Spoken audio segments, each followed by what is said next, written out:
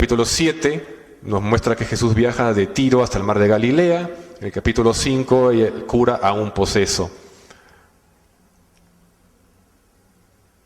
¿Y esto qué demuestra? Que el autor de Marcos nunca vivió en esa zona. ¿Por qué? Dice, dejando los términos de Tiro, se fue por Sidón hacia el mar de Galilea, atravesando los términos de la Decápolis. Vamos a ver, según Marcos, Jesús quería ir de Tiro al mar de Galilea, ahí donde está esa flecha. En el siglo I había un camino que iba de Tiro al mar de Galilea. ¿Pero qué nos dice Marcos? Que dejando Tiro se fue por Sidón hacia el mar de Galilea. Sidón está ahí, arriba. Y se fue por los términos de la Decápolis, que está ahí detrás del mar de Galilea, para finalmente llegar. O sea, Marcos lo hizo al pobre Jesús caminar por un sitio donde no había vías, ¿no? Para darse ese tremendo vueltón, ¿no? En lugar de irse directo por donde había un camino.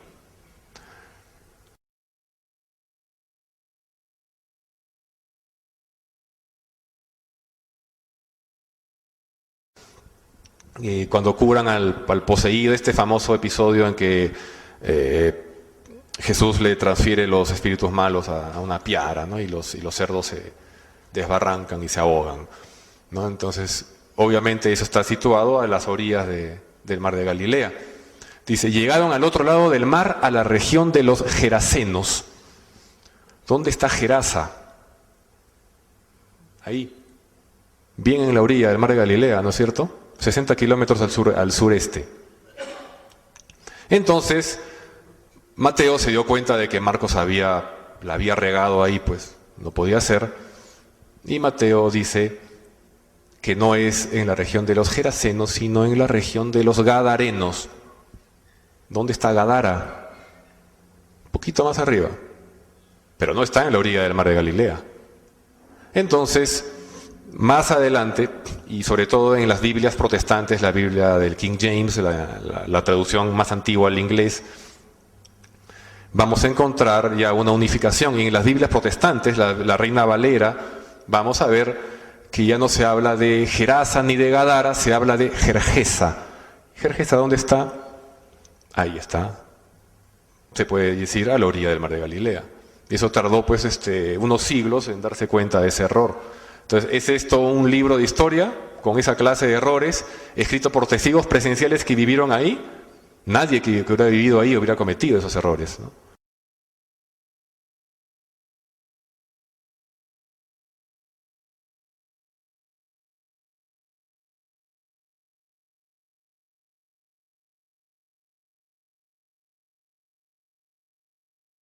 En época del Imperio Romano,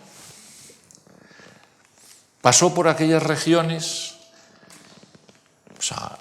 pasaron por aquellas regiones los primeros apóstoles de Cristo, recorrió aquello San Pablo, y luego San Juan, a la hora de escribir el Apocalipsis, ya en la segunda mitad del siglo I, empezó el Apocalipsis, para quien no lo recuerde, con una serie de evocaciones en las cuales distintos ángeles de Dios bajan a las principales ciudades de Asia Menor llevándoles un mensaje. Pues bien, precisamente cuando uno de estos ángeles de Dios se dirige a Pérgamo, dice lo siguiente: conozco dónde moras, allí donde está el trono de Satán, que es obviamente el altar de Zeus, y que te mantienes fiel a mi nombre. No renegaste de mi fe ni siquiera en los días en que mi fiel testigo Antipas fue muerto entre vosotros, allí donde Satán habita. Con el tiempo, el trono de Satán también quedaría destruido y quedarán las evocadoras ruinas que todavía hoy podemos contemplar. Cómo la Iglesia Católica en el transcurso de los tiempos quiso imponer las normas de los hombres, no de Jesús, ni de Dios, ni de lo que sea, sobre todo de Jesús, y transfiguró todas las cosas, ¿para qué? Para el control de las personas. Los 4 evangelios, los Hechos de los Apóstoles, el Apocalipsis y las epístolas de Pablo y Pedro y compañía, que constituyen el Nuevo Testamento, Los escribieron muchos, pero muchos es muchos, y en prueba los papiros y pergaminos que quedan, fragmentos de un texto, fragmentos de otro, con una variante aquí unos, con otra variante allá otros, con variantes cuando menos en la tercera parte de la totalidad de los versículos, y todos estos papiros y pergaminos posteriores al año 200, con notas a pie de página de las distintas variantes de cada versículo según los diferentes papiros y pergaminos de los primeros tiempos del cristianismo. ¿Cuáles de todas las variantes que hay, cuando menos en la tercera parte de la totalidad de los versículos del Nuevo Testamento, corresponde a la palabra de Dios? Al hebreo, por ejemplo, en que está escrita la Biblia hebrea o Antiguo Testamento, y que dejó de ser lengua hablada por la época del cautiverio del pueblo judío en Babilonia en el siglo V antes de nuestra era, para quedar solo como lengua escrita. O al griego que se hablaba en la cuenca del Mediterráneo en el siglo II de nuestra era, en el que están escritos los evangelios y demás textos del Nuevo Testamento, y que es distintísimo al que hoy se habla en Grecia. Y eso dice que es la palabra de Dios. Dios, ya lo dije, no puede hablar porque el lenguaje es sucesivo y Él es simultáneo, y las palabras cambian en sus sonidos y en sus significados, y lo que nos dice una palabra a los hombres de hoy puede ser lo contrario de lo que les dijo a los del pasado o de lo que les dirá a los del futuro.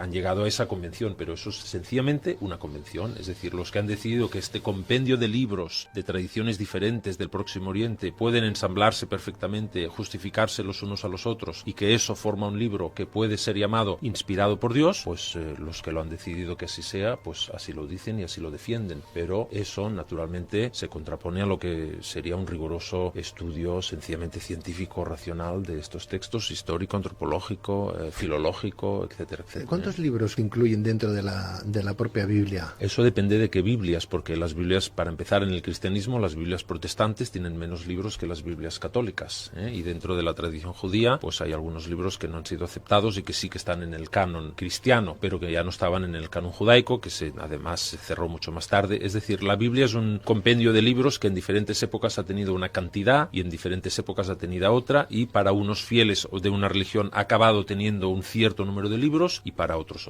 El Lutero fue el último que quitó de la Biblia católica ciertos libros para recuperar el canon hebraico del siglo I después de Cristo, que tenía menos libros. De nuevo es una convención. Si tuviéramos una Biblia, por ejemplo, una recomendada que nos recomendó en su momento el doctor Turbón, la Biblia de Jerusalén, por ejemplo, esa Biblia, ¿cuántos? Es una Biblia católica, por lo tanto es una muy buena Biblia en castellano, es una Biblia católica. Entonces, para lo que es el Antiguo Testamento, pues tiene el máximo número de libros del canon judaico, que es el canon de los 70, es decir, de la Biblia judía de Alejandría, que no la Biblia judaica posterior, canonizada, diríamos, en el siglo I después de Cristo, y tiene más libros, aparte de todo el Nuevo Testamento que se añade posteriormente. Pero la Biblia judía pues tiene como 4 o 5 libros menos en su momento, pero repito, la Biblia judía de Alejandría tenía más libros, que son los que han pasado a formar parte del canon católico, que luego los protestantes en el siglo XVII quitaron, siglo XVI-XVII. Hablamos de 72 libros más o menos. Sumamos todos los del Nuevo Testamento, sí. Y lo que me preocupa, doctor Pujol, es que si